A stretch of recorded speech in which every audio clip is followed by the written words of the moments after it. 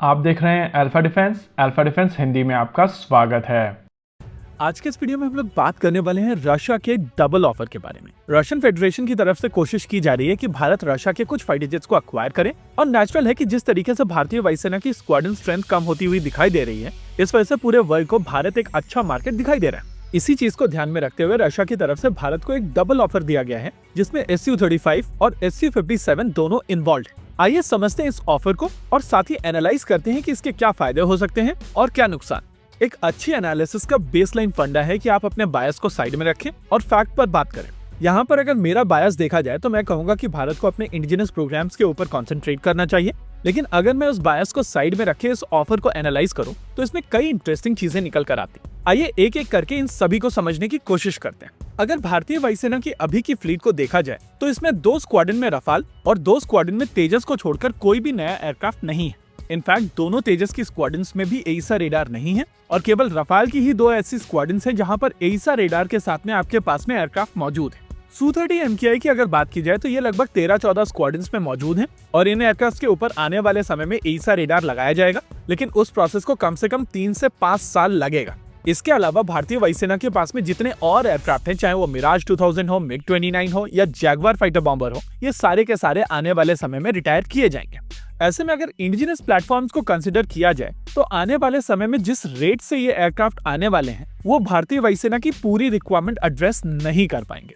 इसके अलावा बातचीत चल रही है कि भारतीय वायुसेना की सैंक्शन स्क्वाड्रन स्ट्रेंथ को भी बढ़ाया जाएगा और ये नंबर 60 के ऊपर जाएगा। इन सभी चीजों को ध्यान में रखते हुए साफ समझ में आता है कि भारतीय वायुसेना को और ज्यादा फाइटर जेट्स की आवश्यकता है और ये फाइटर जेट्स भारत के अपने प्रोग्राम से तो आएंगे ही, लेकिन एक लाइन दूसरे फाइटर जेट्स की यहाँ पर बनती है, क्योंकि आप कितना भी जल्दी कर लें, तेजस मार्क 1A को छोड़कर कोई भी इंडिजिनस प्रोग्राम साल 2030 से पहले प्रोडक्शन में नहीं जाएगा। अब अगर बाहर से आने वाले फाइटर जेट्स की बात की जाए तो आज अगर कोई डिसीजन लिया जाएगा तो वहां से निकलने वाला पहला फाइटर जेट कम से कम 5 साल दूर है और किसी को भी ये लॉजिकल नहीं लगेगा कि साल 2030 में आप एक 4.5 जनरेशन को बाहर से अक्वायर कर रहे हैं, स्पेसिफिकली तब जब आपका खुद का एक 4.5 जनरेशन एयरक्राफ्ट उसी कैटेगरी में साल 2030 के आसपास बनना शुरू हो जाएगा। स्क्वाड्रन के नंबर को तेजी से बनाने के लिए भारतीय वायुसेना की तरफ से 83 तेजस मार्क 1A का ऑर्डर दिया गया है और मोस्ट लाइकली इस साल के अंत तक 97 का एडिशनल ऑर्डर आ जाएगा। दूसरे ऑप्शन की अगर बात की जाए तो वो Su-30 MKI का होगा, लेकिन अनफॉर्चुनेटली Su-30 MKI का प्रोडक्शन रन बंद हो चुका है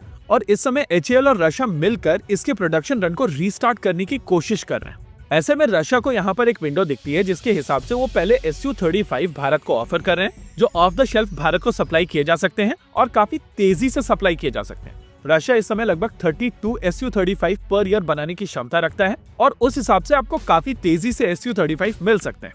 ऐसे में रशिया की तरफ से कहा जा रहा है कि जब आप Su-35 अक्वायर कर सकते हैं, वो भी काफी तेजी से, तो Su-30 MKI की प्रोडक्शन लाइन वापस से रीस्टार्ट करने की क्या जरूरत है। इंस्टेड अर्जेंट रिक्वायरमेंट को एड्रेस करने के लिए Su-35 अक्वायर कर लीजिए और Su-57 को भारत में प्रोड्यूस करके रिमेनिंग नंबर्स को बनाने की कोशिश कीजिए। सुनने में ये ऑफर अच्छा लगता है, लेकिन इसमें भी कॉम्प्लिकेशंस हैं। पहला, इस समय रशिया के साथ में किसी भी तरीके की डील काफी कॉम्प्लिकेटेड है और यूक्रेन वॉर के चलते उनकी सप्लाई चेन भी इम्पैक्टेड है।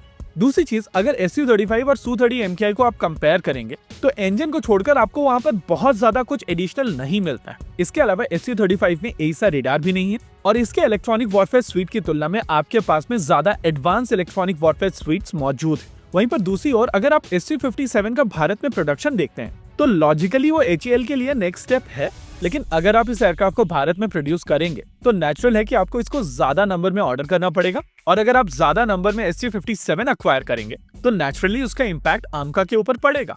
ऐसे में रशिया का ऑफर सही है, लेकिन Su-35 किसी भी एंगल से सेंस नहीं बनाता है, स्पेसिफिकली तब जब आप सुपर सुखोई अपग्रेड कर रहे हैं और वहां से जो एयरक्राफ्ट निकल कर आएगा वो Su-35 से काफी ज्यादा सुपीरियर होगा। भारत को अगर Su-57 प्रोग्राम में इन्वॉल्व होना है तो चीजों को AL-51 इंजन के साथ में लिंक करना पड़ेगा और अगर ये इंजन भारत में बनाया जा सकता है तो MRFA में भारत Su-57 कंसिडर कर सकता है। हालांकि जियोपॉलिटिक्स को देखते हुए ये इतना आसान नहीं होगा। इसी के साथ आज के इस वीडियो में रखते हैं केवल इतना ही। वीडियो को अंत तक देखने के लिए धन्यवाद। देखते रहिए अल्फा डिफेंस। जय हिंद।